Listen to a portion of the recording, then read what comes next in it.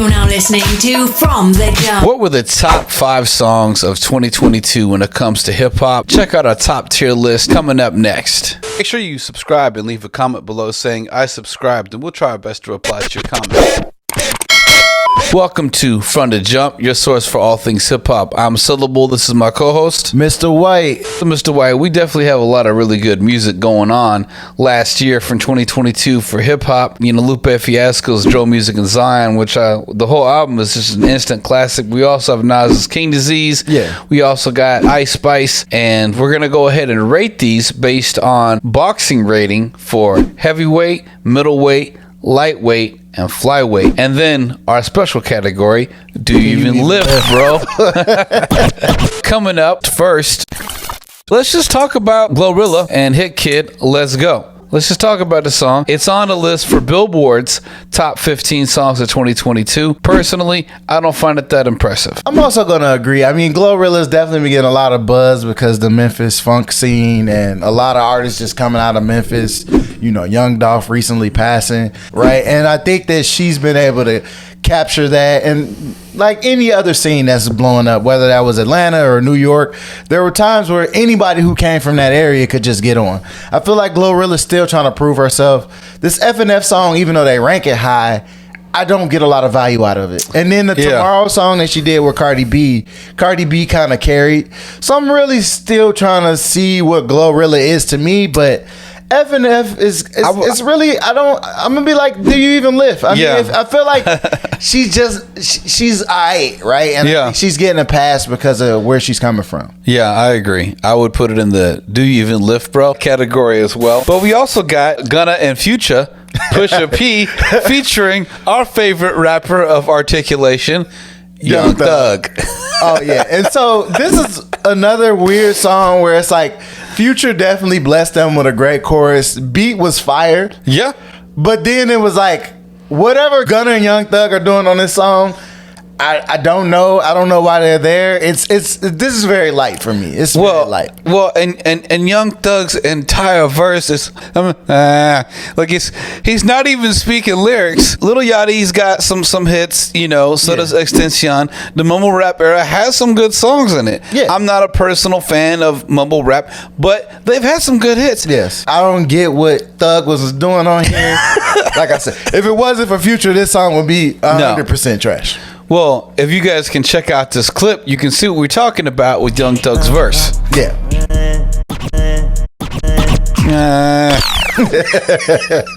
So I would probably put it middleweight. Middleweight? You give it middleweight? Okay. No. I think more lightweight. Yeah. Lightweight. I agree. Let's do lightweight. It's much better songs that we're going to talk about. I would agree. Speaking of middleweight, we got Future, Wait For You, with Drake and Tim's. Oh man, that song is so great. And then we just recently watched the music video, right? Yeah. Had this very King Arthur vibe to it. Man. It was very detailed, medieval. Yeah. Like you say, you never seen black people do anything like that. And I think the song was already good before the video, but the video just brought so much more flavor to the next level. And I mean, I think it was rightfully placed as one of the top 15 songs last year. Like I mean, we would agree with Billboard. That project, I Never Liked You, is so.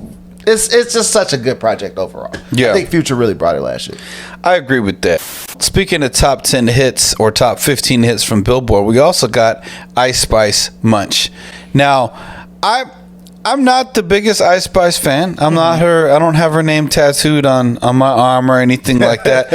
But I like the song, and the song is dope. And I mean, you don't have too many female drill rappers, right? Drill rap is pretty masculine, pretty male dominant, very aggressive. She kind of took that style and still made it aggressive for a female. Yeah, but you took a lot of gangster killer stuff out of it, right? Like it was still aggressive in a way a female would approach some things. And you know, I think we were debating whether this was lightweight or middleweight. Initially, we thought it was going to be like a flyweight, maybe a flyweight, and then a lightweight. But now you want to go middleweight? I could give it middleweight. Yeah, and I don't like her. I don't like all her music, but this song is this song definitely hot. It is. You look at Glorilla with F&F, and it's like you compare the two together, and you look at Ice Spice and Munch. Munch has got something F&F does not have. It's got a sense of style and delivery and there's just some chops there that aren't really in the song. And you got to think about vocal qualities. Yeah. I don't like Glorilla's voice when it comes to rap. She does sound kind of like a man, but not in a good way, where she's like holding her own. For me, it just sounds like she caught a trend, whereas Ice Spice feels like she's got more natural ability when it comes to rapping and just the quality of her delivery with voice. Time will tell for sure. They're both very young artists. They're both, coming into their own. I want to see how that matchup goes. We also got Drake and 21 Savage, Jimmy Cooks. Oh, the preview to her loss. That was on Honestly Nevermind. And I feel like it's very much like the title of that album. It's like that song should not have been there in the first place. Why is it even on the top 15 songs for Billboard? Just because Drake's in it? Like, pretty much. And 21 Savage, they're so popular that it's just like they had to give it to him. Now, is it worse than FNF? I would say no. So I'm thinking maybe Flyweight, but at the same time, it sounds like it was mailed in. Sounds like the old Drake. Yeah, it's like. But the old Drake was good. It was, but it's like he was trying to go a new direction. He was like, I'm doing this dance album. I'm all in on dance music. And then you come with some old Drake at the end of the project, which just shows how half-hearted you were. Like, you didn't really. It was half-assed. Yeah, so it's like, I mean, I'm not going to just give Drake a good rating because it's Drake. So, I mean, I'm saying like Flyweight here. No, I would say do even lift. Okay, so you saying this is like. It's trash. Yeah, it's trash. Okay, I ain't gonna argue with that. If you say it's trash, I tend to believe it's more trash than. I don't listen to this song. It's not in my playlist. So on the top 15 songs for Billboard's list for hip hop in 2022, they have 2 Kendrick Lamar songs. One is Rich Spirit, the other is N95. Now, when it comes to N95, I'm gonna put N95 at a heavyweight. Definitely, 100%. Yeah. I mean, it was, hey, Kendrick is back in a big way. It had a lot of energy. It had a lot of flow to it. It had a lot of dynamics. I mean, N95 was just a cold ass track. Yeah. And the video was also good. I mean, it was a little intense, with him trying to do the walk on water thing. So Jesus Christ acts. Yeah, exactly. But overall, the N95 song is hype as fuck. Like, when I hear it, I get hype. You out of pocket. You ugly as fuck. Baby Keem sounded good on there too. It was pretty cool. Ugly as fuck. You out of pocket. Kendrick sounds like he's talking to himself and responding, using money to wipe away his tears to do the exact opposite. Yeah. And that was dope as fuck. But then we get to Rich Spirit. Now, Rich Spirit is off of Mr. Morale and the Big Steppers. It's on the same project, surprisingly. And yes, I know. But there's such a contrast between these two songs. I'm gonna have to put this in a "Do You Even Live" category. I'm 100% with you on that one. There's no argument. No. How you go from N95 to Rich Spirit? I mean, the whole double disc 20-song project concept that he did with Mr. Morale and the Big Steppers just didn't really hit. And Rich Spirit is one of those songs that just didn't hit. Yeah, I mean, and they got it ranked pretty high. They have it ranked in the top 10, number 7. No way that's gonna number be 7 any now. top 10 of any. Not even close. I'm sorry. I do agree. They got Lil Uzi Vert, Just Wanna Rock in there, and that's a dope song. Song. I don't know. You will probably put that heavyweight. I will put that middleweight. I would say it's heavyweight if it comes to popularity, but as far as my personal preference on just what I like to listen to, I would probably put it as a middleweight. I mean, I don't see anything wrong with that. It's not like a really long song. It's mainly a dance track. It's definitely what he is good at doing. It's in his lane. I like the virality of it, but I don't like a lot of new music, right? Yeah. And when it hits my ears, it doesn't do anything for me. This song is fun. It reminds me of dance music from back in the era, like house, Chicago house. So it's like, I like the space element, I think that's kind of cool. I think it was cool. I think he understands not doing too much, right? Yeah. And he knows what makes him sound good. So I'm going to give him points for that because he's not a new artist anymore. And anytime an artist can keep reinventing themselves as Uzi has done, I'm going to give him respect. So you say middleweight. I think it's heavyweight. I think a lot of people probably agree with me, but I don't think that you're wrong because it's not. Yeah. The songs that we have at heavyweight, they hit. I promise you. Like N95 versus I Just Want to Rock. it's gonna be N95. So and now, I mean, I agree with you, N95 all the way. This shit is dope, and the switch up as well when he starts rapping with that hoarse voice, it works. Yeah, he makes it work. It's a hard ass track. Now let's talk about some songs that we feel are in the top 5 that Billboard 100 has forgotten to mention. Yes, absolutely. And I would say King's Disease 3, Nas, Hood to Hood. That is an incredible song, and it's so surprising that Billboard 100 forgot that Nas released 3 albums in the past year and a half and put 0 songs on it from any song by Nas on the top 15 songs. Just shows that the tastemakers songs are starting to change in their understanding of what good music is. And also, they're starting to change in not giving people the respect that they deserve for actually the Hood song is so deep because he's talking about basically everybody from these different areas that could be beefing or having drama. Yeah. Let's come together. Let's build the community together. Let's stop fighting each other, shooting each other. Like, it's like we need more messaging like this, guys. Like we really have to put more of this out and to the forefront. I agree. That's why it's a heavyweight song for me. It's dope as fuck. It's a bright synth-driven track. It goes real deep on the building the communities and getting over beef so that we can build something stable for the future. I just love the line. I'm like OJ with the memorabilia, had to steal it back. Yeah. Talk about culture and the streets, and I love that shit. I would say coming up next with songs that were not mentioned that should be at the top of this list for Billboard. Again, Billboard is failing in their ability to be tastemakers. Is Lupe Fiasco's Drill Music and Zion track, Autobotto. That shit is hot as fuck. If you can listen to that and not move around and not feel that, then you must have either be tone deaf or hate rap, because that shit is hot as fuck. And he's using a modern style, a modern beat. I think what happens when you have an artist that's considered lyrical, when they do something that isn't in their lane, people are like, oh, well, he's lyrical. He can rap. So it's like they don't want to give credit to people that can rap, but they'll give credit to people like Young Thug when he doesn't rap, and they'll be like, oh, Pusha P is hard. It's like when this man literally mumbles like the first 10 seconds of his verse. And it's like, give Lupe credit for trying something different. He's not a trap rapper at all, but he laced the shit out of that beat. Yeah, it's dope as fuck. It sounds like Lupe Fiasco is talking about racism inherent in the court system, especially in Chicago.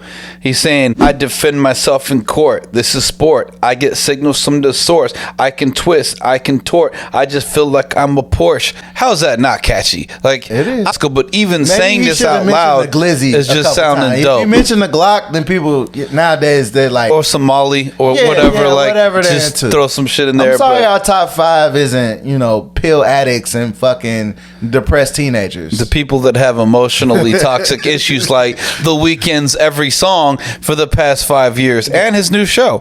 If we're going down the list, I would say this is definitely heavyweight. Heavyweight. All the way. Black Dot and Danger Mouse's Cheat Codes with the track Belize, featuring a posthumous verse by none other than MF Doom. Oh my God, this project is so fire. It's like a rap dissertation. Listening to it the first couple times, even today when I listened to the song again, I caught stuff that I didn't before. And I don't know why people don't have Black Thought in their top 10 as a rapper. And if you listen to rap and you want to get better at actually rapping, not just sounding cool, listen to Black Thought. Like, he is a pure he's a rapper's rapper. Like, if you like rap for real and you're not just playing around with this shit, Black Thought is bringing something to the table that just most people cannot, and he's doing it well. I've never heard anyone put obstetrician into a rap and actually not have it sound clunky. He's somehow able to do that very smoothly. I love when he's rapping and he's talking about on his shoulder like a California highway patrolman. Launch codes was stolen and sold by Ed Snowden. Then I fled to Rome and told him, address me as Roman. It's just like, damn, I'm still in the photos, posted with my own omen, a thumping sticker for me to slam like Hulk Hogan. It's something like a plain bumper sticker, no slogan. Sheesh. I mean, how you gonna do that? I just need to practice more because I want my pen game to be like that. That's how I want my pen game to be. Yes. I don't want to sound like whatever these modern artists are doing with the freeform stuff. Like that writing is dope phenomenal. as fuck. And then MF Doom, Beyond the Grave, is still coming through with nice lines. Yeah. Ending his verse with a spastic. Some call him a loony. When he spit a tomb sarcastic, it's Paul Mooney. It's just like, man, this is nice. Very nice. Bars. Very nice. Heavyweight bars. Very okay? nice. Put some plates on that. We strong around here with exactly. Yeah. So for cheat codes, what would you say the class is? Would you say it's do you even lift, lightweight, flyweight, middleweight, heavyweight? This is a heavyweight song.